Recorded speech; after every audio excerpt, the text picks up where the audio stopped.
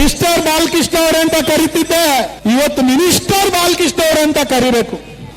FIR ಶಾಸಕ ಅಂತ ಹೇಳಿ ಬಿರುದು ತಗೊಂಡಿದ್ರಿ ನೀವು. ಏನ್ ಗುಂಡಾಕ್ಸ್ತೀರ ಮಂತ್ರಿ ಆಗ್ಬಿಟ್ಟು ನಮ್ಮ ರೈತರಿಗೆ?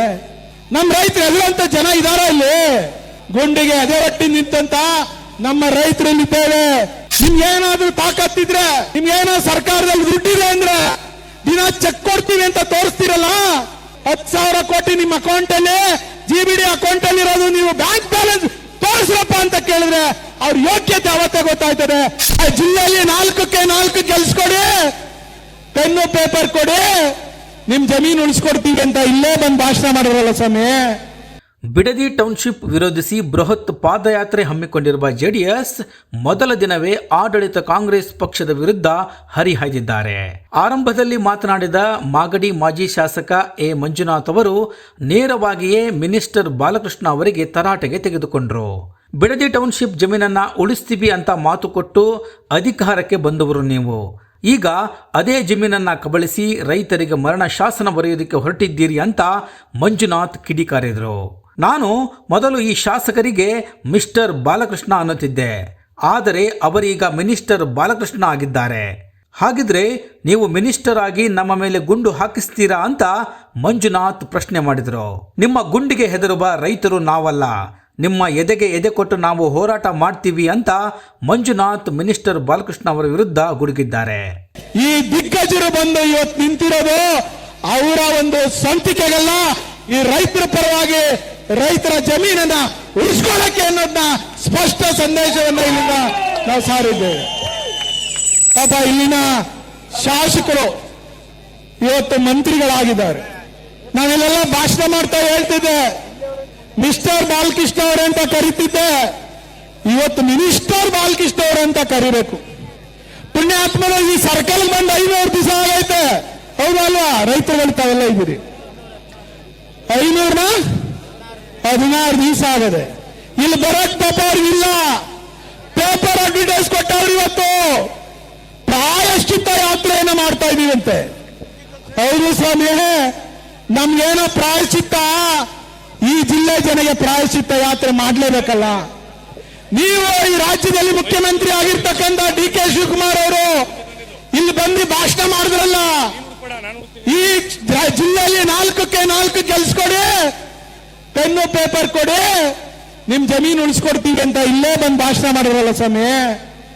ಇವತ್ತು ನೀವು ಜಮೀನು ಕಿತ್ಕೊಳ್ತಾ ಇದ್ದೀರಲ್ಲ, ಇಲ್ಲಿ ನೀವು ಮತ ಕೊಟ್ಟಿದ್ರಲ್ಲ ಜನ, ಅವರು ಪ್ರಾಯಶ್ಚಿತ್ತ ಮಾಡ್ಕೊಳ್ಳುವಂತ ಸಂದರ್ಭ ನೀವೇ ನಿರ್ಮಾಣ ಮಾಡಿದಿರಿ. ಅದಕ್ಕೋಸ್ಕರ ಇವತ್ತು ಪ್ರಾಯಶ್ಚಿತ್ತ ಮಾಡಬೇಕಾದಂತ ಪರಿಸ್ಥಿತಿ ಬಂದಿದೆ. ಆದ್ರೆ ಇವತ್ತು ಜನ ತೀರ್ಮಾನ ಮಾಡ್ತಾರೆ. ನಿಮ್ಗೆ ಮತ ಕೊಟ್ಟು 136 ಸೀಟ್ ಗೆಲ್ಸಿದ್ರು, ಸರ್ಕಾರ ಮಾಡಿದ್ರೆ ಜನದ ಕಡೆ ತಿರುಗಿ ನೋಡ್ಲಿಲ್ಲ.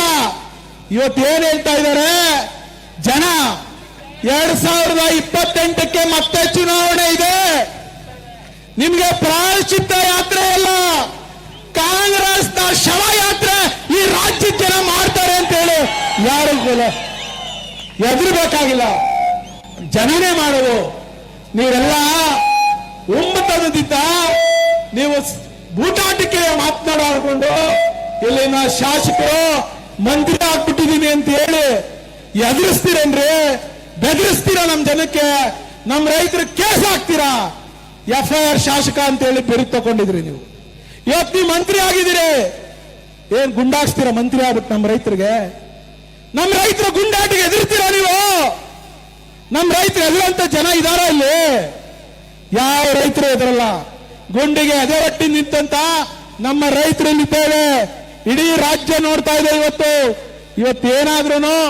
ಇವತ್ತೇನಾದ್ರೂ ನೀವು ಬೋರ್ಡ್ಗಳು ಹಾಕಿ ಪೇಪರ್ ಅಡ್ವರ್ಟೈಸ್ಮೆಂಟ್ ಏನ್ ಮಾಡಿದ್ರಿ?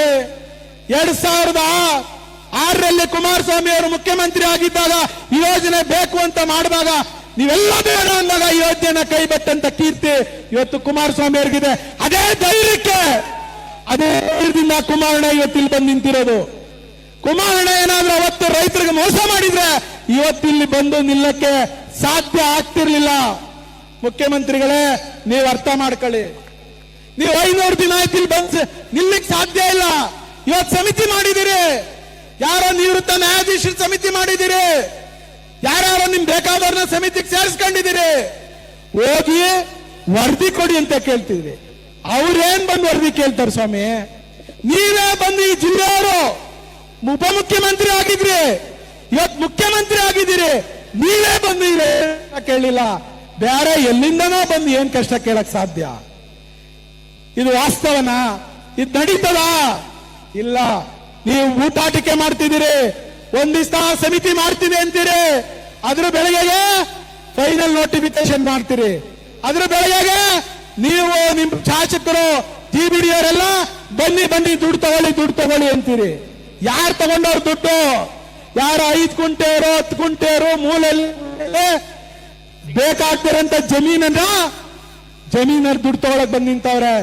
ನಿಜವಾದ ರೈತ ಬೇಸಾಯ ಮಾಡೋನು ಎಕರೆಗಟ್ಲೆ ಜಮೀನು ಇಟ್ಕೊಂಡಿರೋನು ಯಾರು ಕೂಡ ಅವ್ರ ಮುಂದೆ ಕೈ ಚಾಚಿಲ್ಲ. ಇಲ್ಲಿ ನಡೀತಾ ಇರ್ತಕ್ಕಂಥ ಸತ್ಯ. ಎಲ್ಲಿದೆ ನಿಮ್ಮ ಹತ್ರ ದುಡ್ಡು ತಗೊಳಕ್ಕೆ?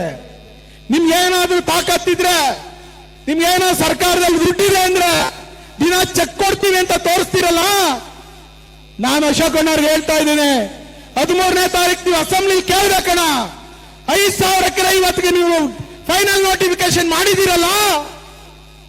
10,000 ಕೋಟಿ ನಿಮ್ಮ ಅಕೌಂಟ್ ಅಲ್ಲಿ, GBD ಅಕೌಂಟ್ ಅಲ್ಲಿ ಇರೋದು. ನೀವು ಬ್ಯಾಂಕ್ ಬ್ಯಾಲೆನ್ಸ್ ತೋರಿಸ್ರಪ್ಪ ಅಂತ ಕೇಳಿದ್ರೆ ಅವ್ರ ಯೋಗ್ಯತೆ ಅವತ್ತೇ ಗೊತ್ತಾಯ್ತದೆ. ಅವ್ರ ಹತ್ರ ಏನೂ ಇಲ್ಲ, ಖಾಲಿ ಡಬ್ಬ. ಸಾಲಕ್ಕೋಸ್ಕರ ಕೇಂದ್ರ ಸರ್ಕಾರನ ಕಣ್ಬಿಟ್ಟು ನೋಡ್ಕೊಂಡು ಹೋಗ್ತಾರೆ. ಇವತ್ತೆಲ್ಲ ಇದೇ 1996ರಲ್ಲಿ ನೈಸ್ಗೆ 5 ಟೌನ್ಶಿಪ್ ಮಾಡಿದ್ರು. ಇದೇ ಮುಖ್ಯಮಂತ್ರಿಗಳು ಅವತ್ತು BMICP ಚೇರ್ಮನ್ ಇದ್ರು. 5 ಟೌನ್ಶಿಪ್ ಮಾಡಿದಿರಿ. 5 ಟೌನ್ಶಿಪ್ ಕೂಡ ಇವತ್ತು ಟೌನ್ಶಿಪ್ ಝೋನ್ ಅಲ್ಲಿ ಇದಾವೆ. ಬಿಡದಿಲ್ಲ 2 ಇದೆ, ರಾಮನಗರದಲ್ಲಿ ಒಂದಿದೆ, ಚನ್ನಪಟ್ಟಣದಲ್ಲಿ ಒಂದಿದೆ, ಶ್ರೀರಂಗಪಟ್ಟಣದಲ್ಲಿ ಒಂದಿದೆ. ಈ 5 ಟೌನ್ಶಿಪ್ ನೀವೇನಾದ್ರೂ ಮಾಡಿದೀರಾ? ಆ ರೈತರಿಗೆ ಏನಾದ್ರೂ ಉತ್ತರ ಕೊಟ್ಟಿದ್ದೀರಾ? ತೆಗೆದು ನೋಡಿ ಯಾವ ಝೋನಲ್ಲಿ ಇದೆ ಅದು ಅಂತ. ಅದಕ್ಕೋಸ್ಕರ ಇವತ್ತು ನೀವು ಇಷ್ಟು ಸಂಖ್ಯೆಯಲ್ಲಿ ಸೇರಿರೋದ್ರಿಂದ ಈ ಪಾದಯಾತ್ರೆ ಬಹಳ ಅಚ್ಚುಕಟ್ಟಾಗಿ ನಡೀತದೆ. ಕುಮಾರಣ್ಣ ಮಾತಾಡ್ತಾರೆ, ಅಶೋಕಣ್ಣ ಮಾತಾಡ್ತಾರೆ, ನಿಖಿಲ್ ಅಣ್ಣವ್ರು ಮಾತಾಡ್ತಾರೆ. ಹಂಗೆ ಪಾದಯಾತ್ರೆ ಸಾಕ್ತಾ ನಮ್ಮ ಶಾಸಕರುಗಳು, ನಮ್ಮ ಮಾಜಿ ಶಾಸಕರು, ಮಾಜಿ ಮಂತ್ರಿಗಳೆಲ್ಲರೂ ಮಾತಾಡೋರಿದ್ದಾರೆ.